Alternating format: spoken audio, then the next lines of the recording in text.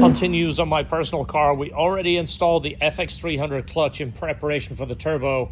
We did a 3-inch into dual 2 exhaust, and we changed to the meter wheels. Now it's time for the fun stuff. And these are the StopTech rotors that have been running that we used to sell in a brake package. Well, you can't get StopTech anymore. So to stay current with our car, plus they look cool, I'm gonna do the DBA 4000 rotors. There you go, that's what it looks like. Look how cool that design is. This is the only thing that bothers me on these. I'll just full disclosure. And again, somebody's gonna say, well, that's not that big a deal. That's not that big a deal. See, I told you. Like you said, that could be sanded and painted, but that DBA rotor, just having that extra bit of spray on it.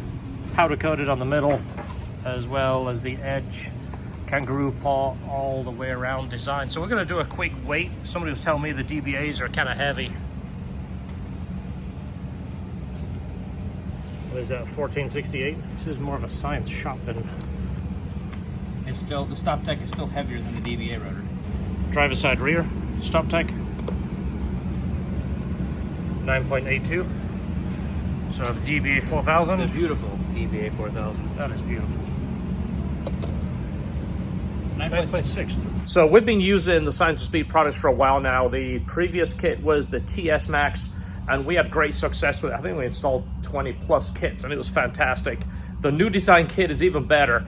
Better turbo options, better manifold, just an improved design. This is fantastic. And like I always say, I sell what I use. That way I can know the product inside and out. Same as the products in our store. I want to make sure they're perfect. Talking of which, Shift Rebuild Kit's back in stock. One of the best selling items we have, and the most rewarding thing you can do to your car. Something you feel every day, a shift in the car, and improving that shifter makes a world of difference. It makes the car just more enjoyable to drive. And it's easy to install with basic hand tools. You're not gonna get into a piddle with it. You're not gonna get it stuck and have to tow it to a mechanic. This is stuff you can do yourself. I'll put a link in the description to the video because it makes it much easier. So the turbo options in their kit is a 73mm 475, which that's the horsepower range, 375 to 475. And then the one that we like to use is this one, the 73 550. We've done a few of those, and I think that is the perfect option. That's the same turbo, but essentially ball bearing's going to spool a little faster, but this thing spools so fast I kind of prefer the power a little bit later on. 76 600, this is the one I did on my car, just so in the future I decide to turn it up and crank it a little bit. That just gives us more options. And there are dyno charts that they show on their site. These are accurate. So many times you'll see shops put dyno charts up and they're not realistic at all. These are. We've done this kit. This is showing 10.2 pounds of boost. We just did this kit recently. We're gonna do the titanium option on our car. We use the titanium by Tycon, and we're going to use the pie cuts, also known as segment bend, so you get that nice cool multiple bend, multiple weld, and then we'll glue it to make it look cool. 2.5 inch and 3-inch. We're going to do just the top portions. That's the part you can see. There's no sense in spending your money where you can't see it. There's no weight gains. It's about the same weight as aluminum. So the bottom section, we're going to use the kit pieces. We are going to shorten them so we can push the intercooler back.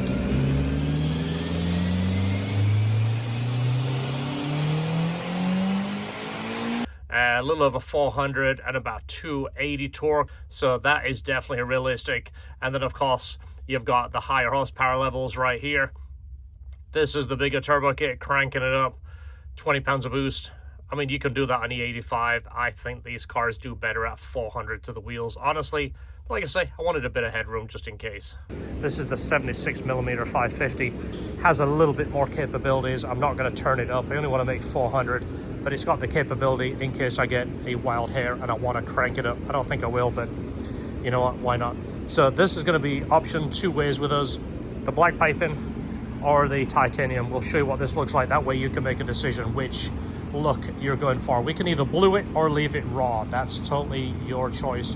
This is our rotor bolts that we reused. If you buy my old ones, I'm going to give you a pack of new, but this is just to show you reason we use our stainless ones, they are reusable. So the wastegate that we are using that's supplied is the MVS in black, and it comes with multiple springs. And look at the spring chart. Oh wait, yeah, they don't include one. They still don't include a spring chart, so you have to dig around online and find your combination of springs. This is the combination we're doing, white and green. Should be 11.6, ends up being a little over like mid 12, right? I think So we got right at 13. High 12, 13. This is the combination. You can put as high or as little as you want, and it comes with the clamps right there. I think you can spring up to 26 pounds. Yeah, which you can always go by this. Oh no, they don't include a chart. What's that? Look at that. That's for the Q. That's the blow-off valve. That's for the blow-off valve. Why Yeah. would they put all the springs for the blow-off valve, Well, but it not for doesn't the even come with wastegate? them. No. You have to order a spring for the blow-off valve to even get it. They did make a slight change after the very first batch of kits, and it's a little bit more level. It used to lay back. Kind of tell by that flange, it's almost level with the head flange. Obviously, it's angled this way, but this is closer to flat now. I feel like before, when you look down it, this is now tilted a little more this way. Yeah. Like if you're looking down on the engine from the front. Like they rotated it a little bit. So those rotors look really nice behind the wheels. The wheels open up a lot. I ain't even driven this car since putting the wheels and tires on this thing. It's been sitting waiting for this next step. This is obviously the oil feed, the oil drain, and now they have molded hoses, which is really nice. They've actually got the end that's correct, points in the right direction. And you assemble this, but it comes with the heat barrier too. So we like to keep as much of the grille as possible. We like to keep the car looking very OE, plus it adds a little bit of structure to the front bumper. So we leave that grille in and just reposition the intercooler. We're just going to position the intercooler a little bit further back and keep that grille intact. So the intercooler is mounted. To give you an idea, that is a threaded hole that they would usually use, and we're about an inch back from it. We've actually re-drilled it, which is there. So that would have been essentially lined up with this. That's how much this intercooler is back. That intercooler usually is close to this and down a little bit. We've actually lifted it up just a hair and back. Just gives us that little bit more room that we're looking for.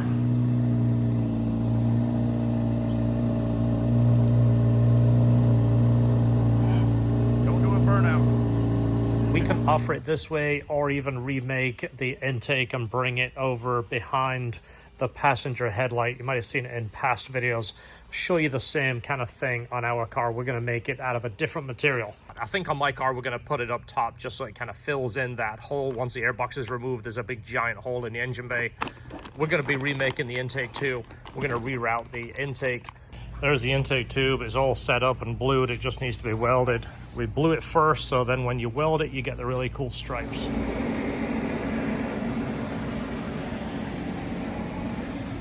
These two brackets, they're a TV mount for a friend of ours. He wants this to be outside dimensions.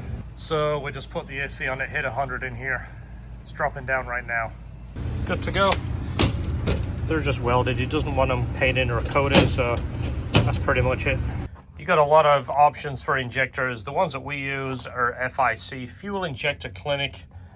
Fantastic injectors. We've been using these for probably 10 years now, and they are absolutely perfect. Never had an issue, always fit correctly, and we always like to balance them and check them on our injector machine, and these always come back perfect. Makes our job easier and makes the tune and idle better. Last part right there, we've got the 4-bar map sensor in, the 1000cc injectors. That's it. That was the last part of the puzzle, is to put the pipes on. Look how beautiful this looks. It's all done. Already drilled and cleaned it out. This is the blow-off valve flange, and it's in titanium, but this is going to be an option. This and the intake tube, just let us know and we'll put a price together for that. We're going to be putting this on here in a minute. Still working on the intake, and we're going to build a carbon fiber heat shield for it. This is going to be turned into carbon fiber. The reason we're doing this is for function. This is a cooler air source than this. When the fans start up, it's going to be blowing hot air this way. You've got hot air and heat coming from the cylinder head is radiated in this way. This whole area is going to be hot. This is going to block this heat and promote the cool air from this hole here and this section right here, which, as you see my fingers, this is where a lot of the natural air comes in through here, and it will go through here. So this will have a much cooler air source, and this will block the heat. Plus carbon fiber looks pretty. So that is going to be an option. We mentioned it earlier. This will be an option in addition to the kit. The LHT store for our merch, this is our graphite gray. It's the 25th anniversary shirt that we made. Has the white and the red S2000 on the back, the AP1 and the AP2. We have it in blue also. with the 25th anniversary. This is a one-time shirt. We're not making this. Once it's sold out, it's gone. We may be making these again. We keep getting a back in stock request for this every single week. I'm surprised. And we still have a few hoodies left. We're still selling these to the states up north. I forget sometimes that some people still have it kind of chilly, but these sell to those states. Check them out, LHTperformance.com. So I'm just going to draw the air in on this side. Keep the heat out on that side. So it definitely looks pretty now. So the tires currently are the Firestone Indy 500s, which I really like. So the V2 looks slightly different.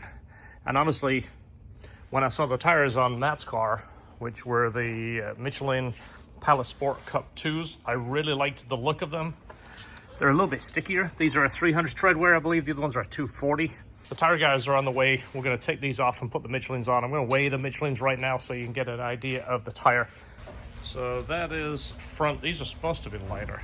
I'm interested to see what they end up showing compared to the Indy 500s.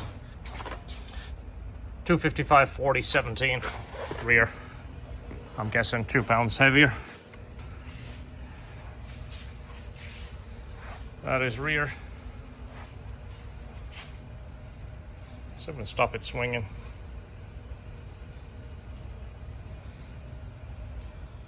Like flat and then, you know, semi-gloss black. I don't know. It just really looks cool.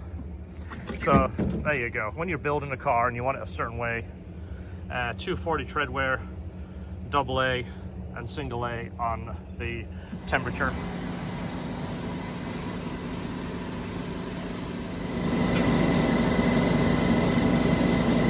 Difference.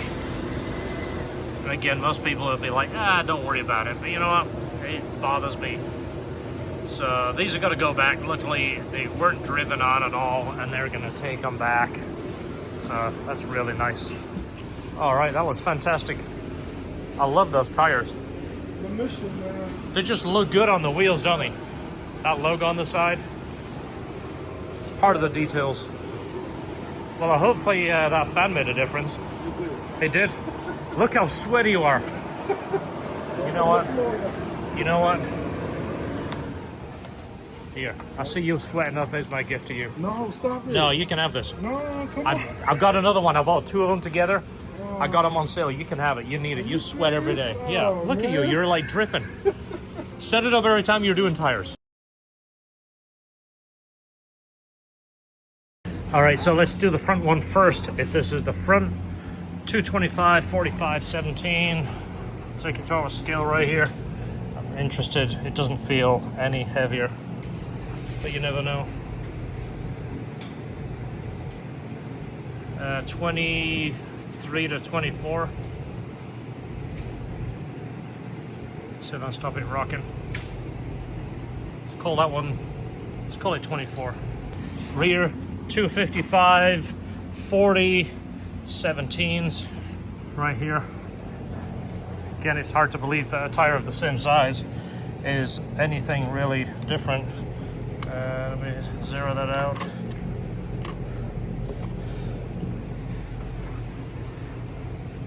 Stop it rocking. 25, 12, 25, 14, basically 25. Well, is that ounces? So that'd be almost 16. Yeah, that's ounces. I guess it would be, wouldn't it? And 16 ounces is a pound, so. Yeah.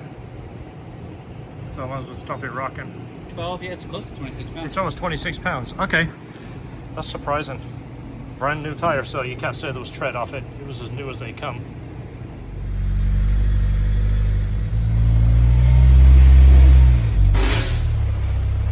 So finally got our S2000 on the dyno. If you don't remember what it looked like the last time, this is it. Just went over everything, double checked it, tightened up the gap on the plugs.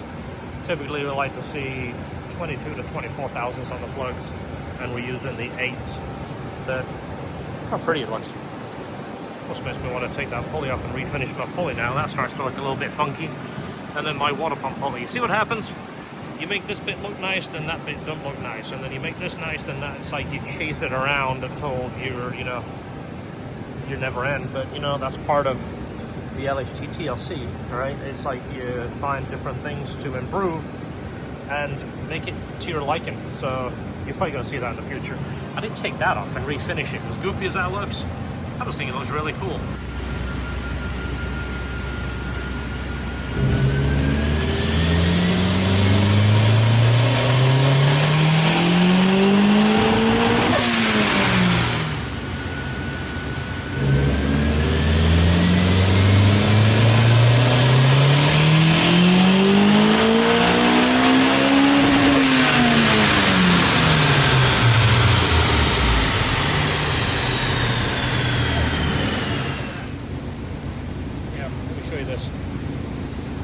See if you agree with me. Say again? Yeah, because it comes on, he's going to hit hard right there. That's more than I actually wanted. Yeah, that'll break him loose. Maybe put VTEC under full throttle to like 37. Try and smooth that up, because as soon as that hits, it's going to blow the tires off. But look how flat that torque curve is, and I don't have hardly any timing in. I took a whole bunch out. Try and get that, pull that torque down a little bit, way more torque than I wanted.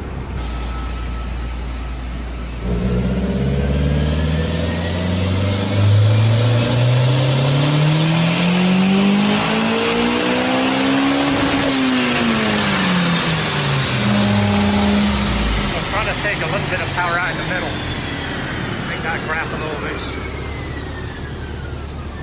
So it did smooth that out. Our peak is almost the same. Tried to take some torque out there, but I didn't have it. I don't have an electronic boost controller, so we can't change it, but that's pretty much it. It's a nice graph.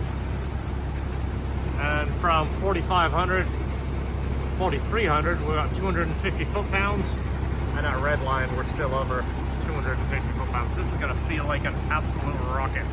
This is the exhaust I used on my car. We've used this in the past. It's very similar to the Tanabe medallion that we did on a car recently, where we changed the midsection to 3. So I wanted to do it on my car so I didn't have to build a whole new exhaust from scratch, because it is time consuming and expensive.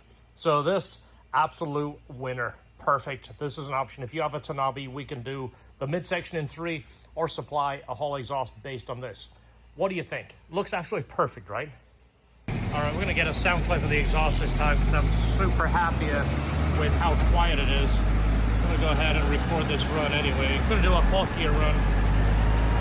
Didn't really change anything. Tried to pull a little bit of torque out at 7,000, which is a big boost. I'm going to set it right here. You ready?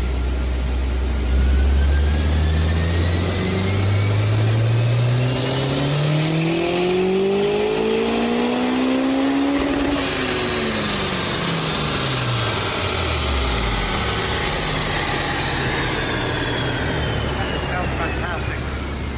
And it didn't bring it out. We're still at 296. Oh, it made more power that time. I didn't try and make more. I was actually pulling it out through here, but it still hit. Peak boost. So that's it. That's the final numbers. Last run it just did 431 and 296 without an electronic boost controller, which they don't offer anymore for Flash Pro. We're just going to have to leave it like it is, which is plenty of power. It's more power than I wanted. It's not actually that low, it's because it's strapped down on the dyno, but it's a Fujitsubo with a complete midsection modified. We're going back to that mentality. Let me turn this fan off. And building exhaust are very time consuming, very expensive. I really don't want to charge you guys all that much money for an exhaust if we don't have to. So Fujitsubo, we've also done this with that Tanabe too, but the midsection at the wide, 3-inch all the way forward. A Jesse high flow cat keeps the noise down, keeps the smell down, keeps the whole thing cleaner. Is a winning combination. Super happy with this. This is the wheel I just got back for the 3rd time. The last one I sent out, I asked him to add an 1/8 material. Well, I meant an 1/8 overall. He did an 1/8 all the way around. That's the way upholstery guys do it. So it came back and it was huge. It felt like one of those cars that you see with the steering wheel covers that are just awful. Anyway, this is the new one that's come back. Slightly thicker, black Napa leather, so it's got that real nice, smooth, soft leather. And I wish I had smell-o-vision, because the smell is fantastic. It just smells like like a brand new BMW with that really nice rich leather smell. This is another one that we just got back for a customer. It's hard to see the difference. Obviously, as you see, this is yellow stitched, beautiful. This is absolutely fantastic. You're doing a yellow themed interior. If you do the wheel, do the yellow seat belts, do the yellow shift boot stitched, it just brings it all together. So this one on the left is a 16th thicker. So it's all personal preference. If you drive a newer car, most of them are slightly thicker. This wheel just feels a little bit skinny. If you got smaller hands, this might suit you better, but I have big hands. But either way, it's just the feel. I think this feels a little bit better. Anyway, it's an option. It's a pretty expensive option because the material has to be bonded to the wheel properly. That way, when you grab the wheel and you do this, it doesn't feel like an old car where the leather moves. It has to be bonded to it before the wrap is done. And these are proper stitched wheels. These are not the covers that you kind of lace on, which does look pretty good. I figured I've got a few moments. I can put the wheel on here. Wheel makes a big difference. I think the main differences of a car that you drive is the steering wheel, the shifter, the clutch, the brakes, the whole feel, because they're the controls that you're touching every single time you drive it. And I think those need to be absolutely perfect to feel right. I've done a few of these, so I've got a good idea how they go.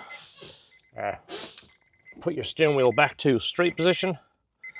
I'm probably going to get this car aligned again after all the different things I've been doing. It's probably pretty close. But actually what I might do is offer a service where you send me your wheel and I get it taken care of for you and ship it back. That might be something I'll offer. That way you get the same wheel back as what you sent. Because even though they're all very, very similar, the splines are different.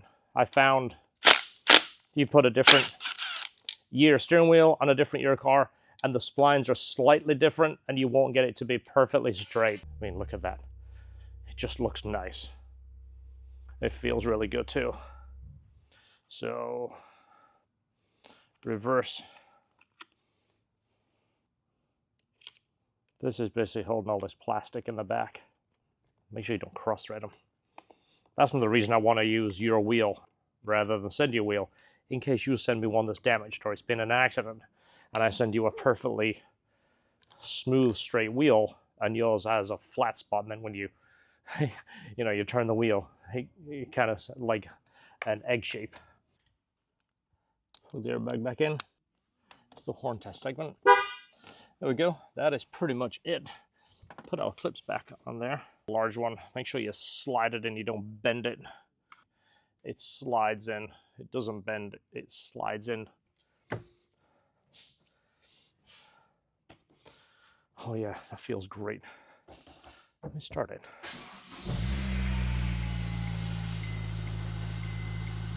Oh, we have an airbag code. I'll have to bring the scanner over and clear it. But that feels great. It's just a little bit thicker. Just feels like you got a little bit more to hold on to. Still got the bumps. I mean, that's beautiful. Shift knobs, I talked about these in a past episode. We're having these made in titanium, 100% titanium, not titanium coated with a brass slug. And this is a shape I settled on. Feel-wise, ergonomically, looks, everything, that's the shape I came in. I tried every shift knob. I'm going to do a dedicated episode on that because you're going to see all the shift knob testing that we did. And it sounds so silly because you first put your hand on the shift knob and you go, oh, this is great. Drive it for a few miles and something will start to get annoying about it. So that's where our testing came from. It's basically trying every different shape.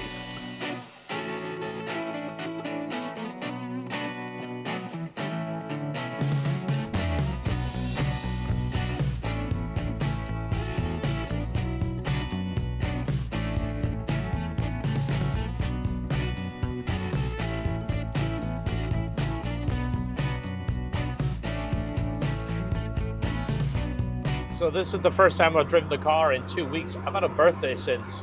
Right now I'm filming from the phone mount. This is the phone mount we sell in the store. I use what I sell. I've been tweaking this design over 2 years to get what I think is the perfect design where it fits and it actually is functional.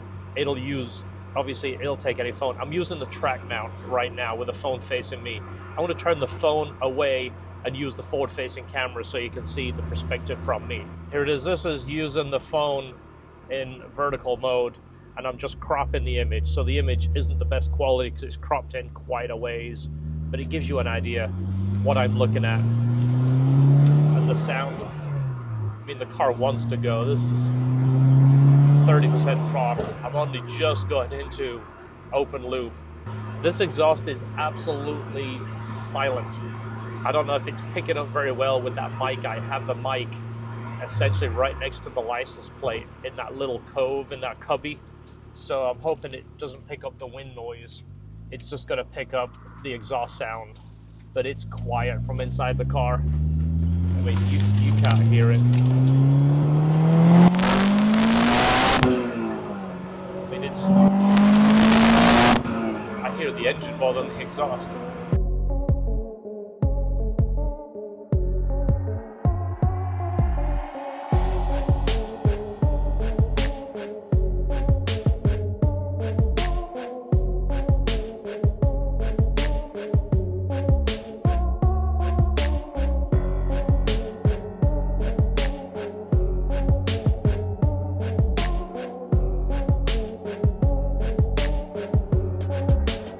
Look how open it looks in here. And look how dirty my fans and radiator are. I do plan on changing those. I'm going to put one of our aluminum radiators in with a dual spall fan setup.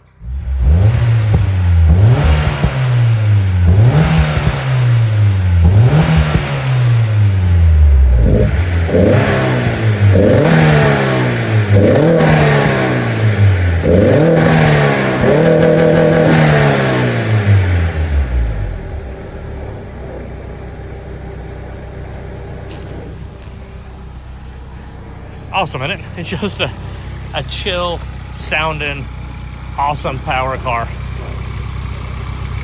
Fantastic, just as normal as can be under there.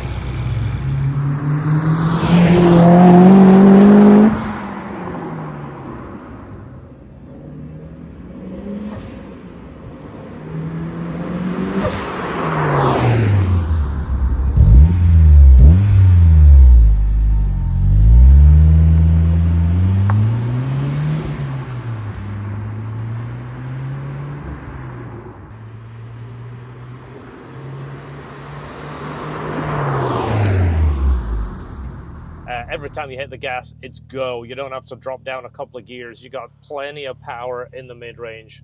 So some of the questions I get, how reliable is it? How long is the engine going to last? Well, we're a big believer of tuning conservative. You never see me talking about these big, huge horsepower numbers that we make. Most of that is just turning up the boost and putting everything in a line. It's not like it's something that difficult. It's just who's the bravest tuner. So 400 horsepower with someone taking care of it, changing the oil regularly, not banging the gears, not launching it, not bouncing it off the rev limiter, you know, not doing burnouts and drift events. This car will last just as long as a naturally aspirated car. I'm going to do some gas mileage tests. I'm also going to be taking this car to Classic Hondas on the Dragon this year. So we're going to be doing the tail of the Dragon, and we'll probably put, I don't know, 2,500 miles in a 6-day span just from driving there, driving around, and driving home. So I'm going to calculate my gas mileage and kind of share this. We get a lot of cars coming from out of state, so I do want to make these cars efficient. There's no reason why running 75 miles an hour the gas mileage should be different, just that it's making more power. It still takes the same power to do 70 miles an hour. If you tune it right, the gas mileage shouldn't change unless you're pressing the loud pedal, and then of course it takes more fuel to make more power.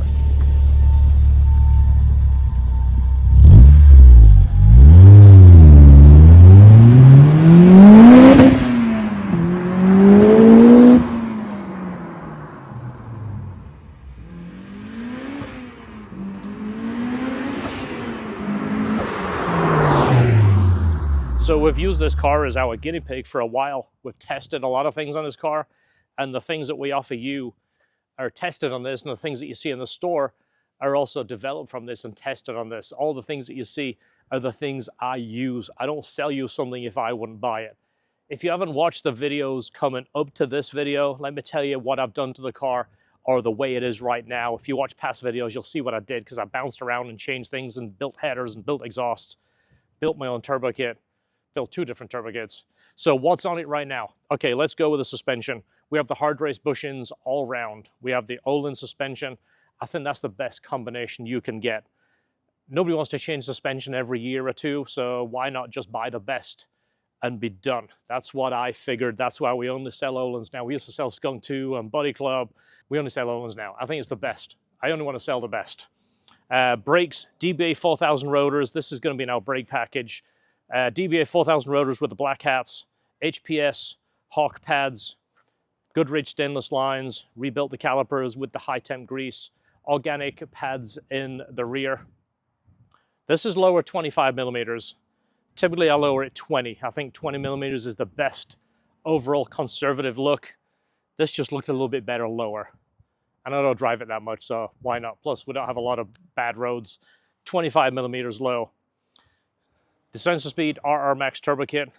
The Fujitsubo exhaust were modified, did the 3-inch midsection. The Jesse EPA compliant high flow cat, and it's pretty darn quiet and it's pretty efficient. There's no weird smells. Everything is completely normal. FX300 clutch. Fluids, I do Mobil 175, 140 in the diff as per Ben's recommendations. We have the Royal Purple in the trans. Mobil 1 10W40 in the engine.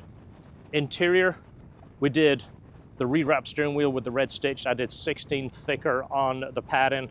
We have the LHT shift boot with the red stitching, the Mita seat foams with the Mita covers. I did Jersey on the middles and Alcantara on the sides.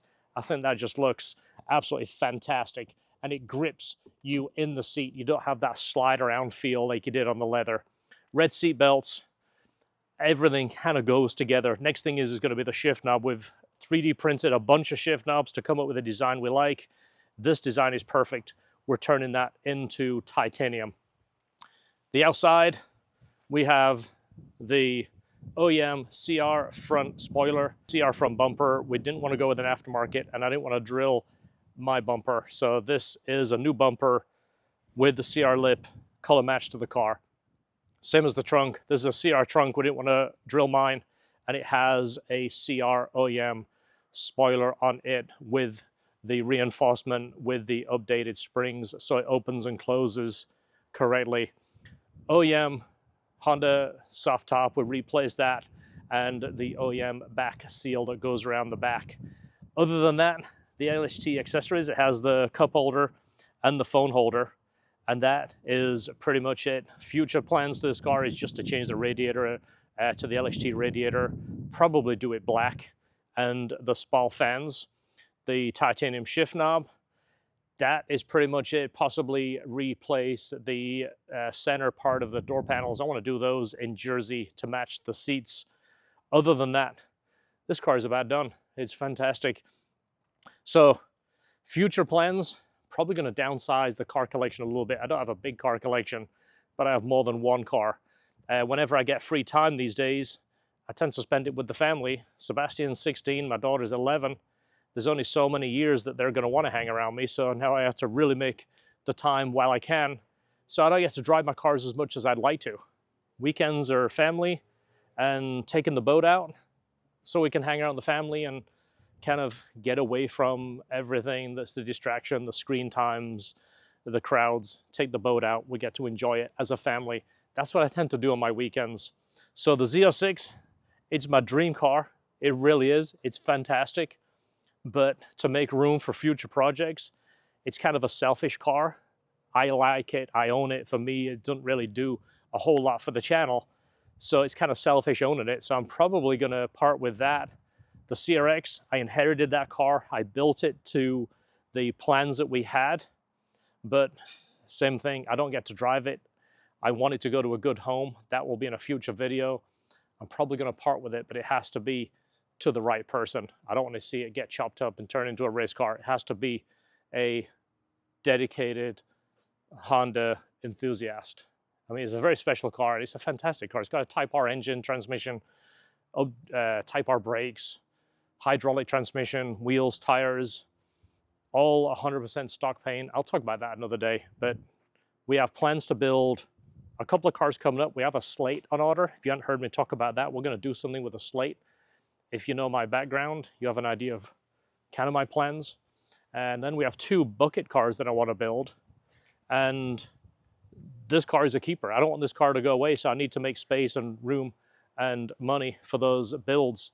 So I can't have all these cars all piled in one shop. But this one is a keeper. It's my favorite car. I love it. I like to use this car to demonstrate what we sell. And with the top down, it's just, there's nothing like this car. Nothing else compares. So if you like this content, hit the share, hit the like, hit the subscribe.